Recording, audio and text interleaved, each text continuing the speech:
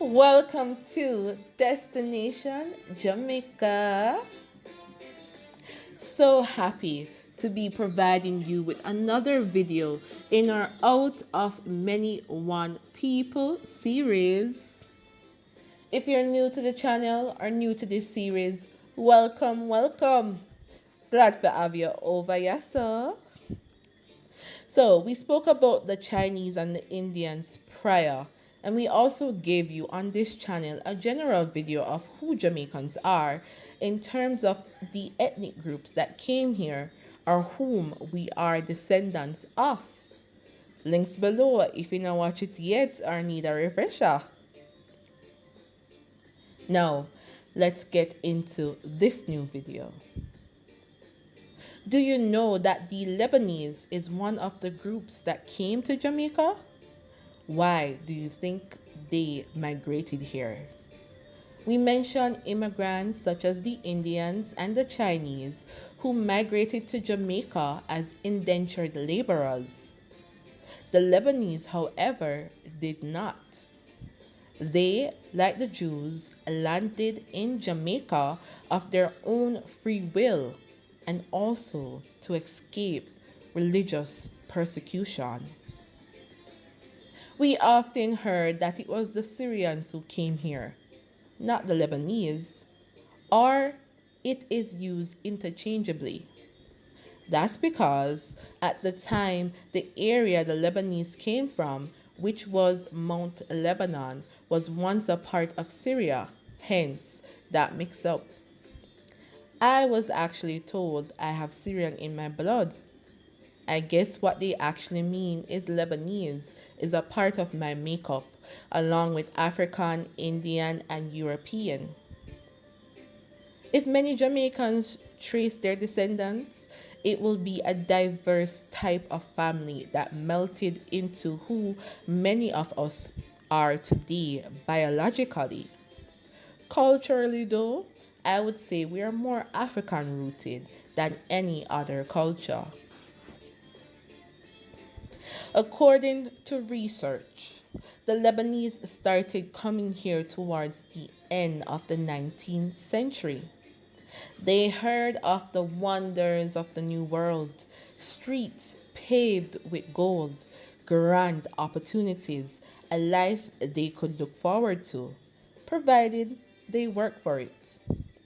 I guess I could compare that to what I heard as a kid when many made it sound like the green card or foreign citizenship, such as US or UK, would bring great fortune. Of course, naturally, many wanted to flee to those new lands as soon as possible to build new lives for themselves and their families.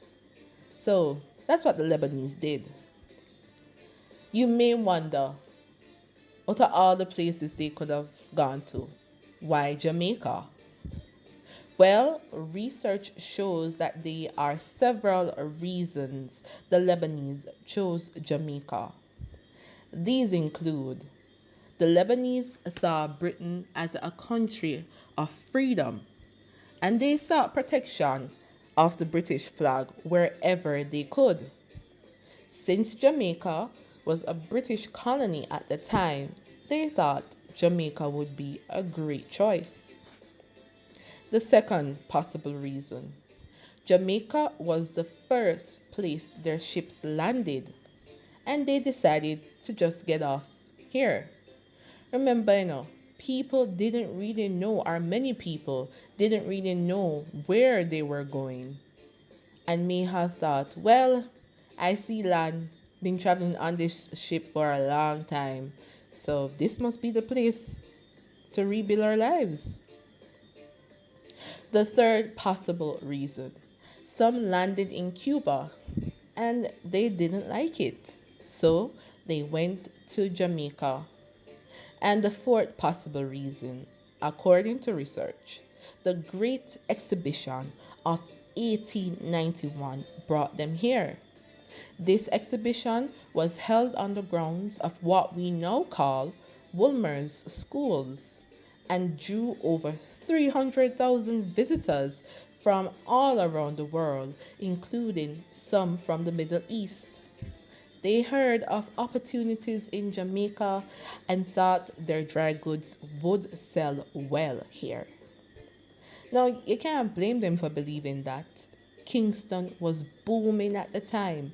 Lively market scene, horse-drawn traps, people looking dapper, tramp cars, and people selling their goods and haggling over prices.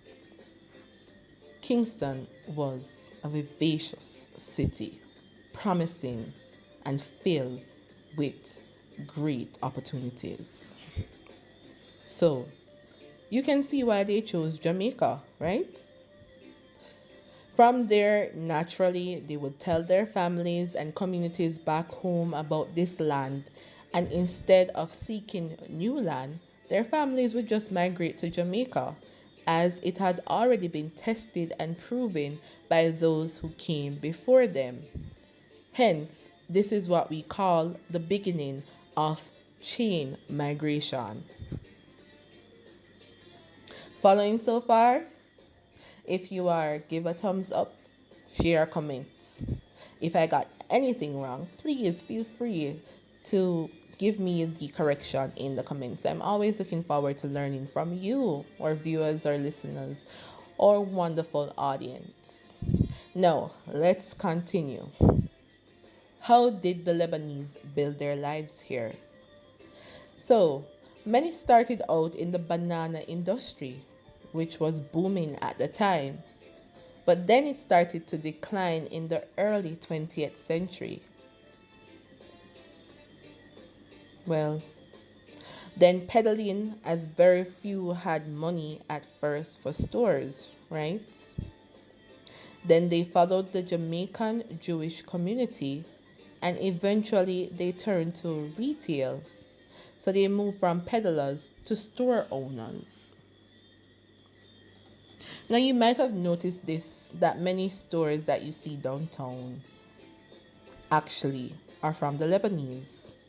We'll get to that eventually. It's very interesting how we build ourselves from level to level as human beings. Other than the banana industry, they would start off as peddlers by borrowing money from an established person in their community. Then they would purchase a small number of goods, sell it from door to door. Then as profits started coming in, they would first get a donkey, a horse, eventually a buggy, and buggy, yeah, until they could afford something better. Now, once they had enough money saved up, they would build a dry goods shop, many of which are still located downtown on places like West Queen, Orange Street, and so. These were or still are some of your favorite stores downtown, such as Joseph's, Hannah's, Shukir's, Issa's, and so. Do you remember any of those stores? I remember going to Joseph's with my mom, with my family, and we would buy school stuff from there. And I actually thought Hannah's was Chinese, but yeah, that was a very popular store. I'm sure it still is if it's still there. Of course, the Lebanese, they had to learn the language for those who didn't speak English and mingle with the Jamaican society. The Lebanese, they were careful with money and were diligent. This made them successful in business.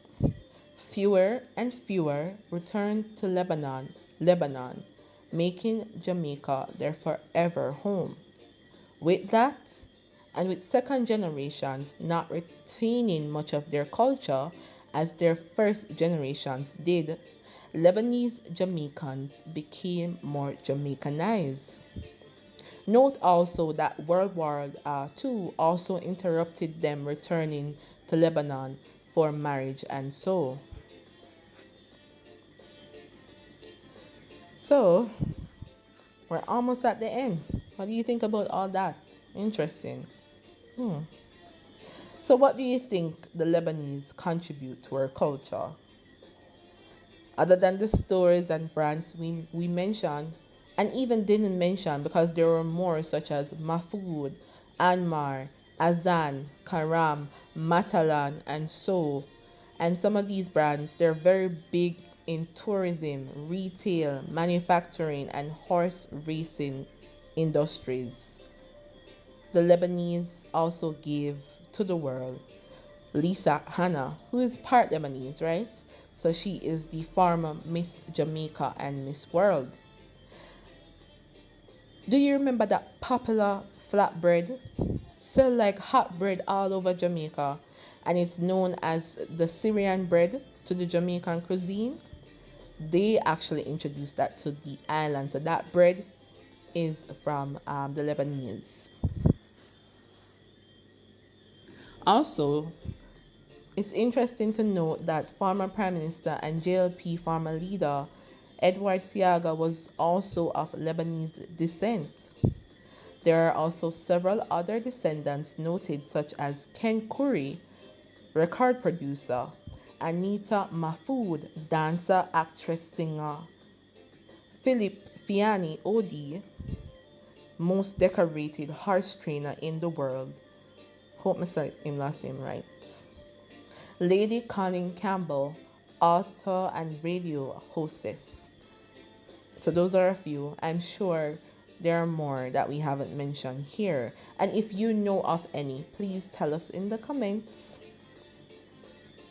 Also, if you have anything to add to our summary of the Lebanese who came to Jamaica, you know if I do, comment below.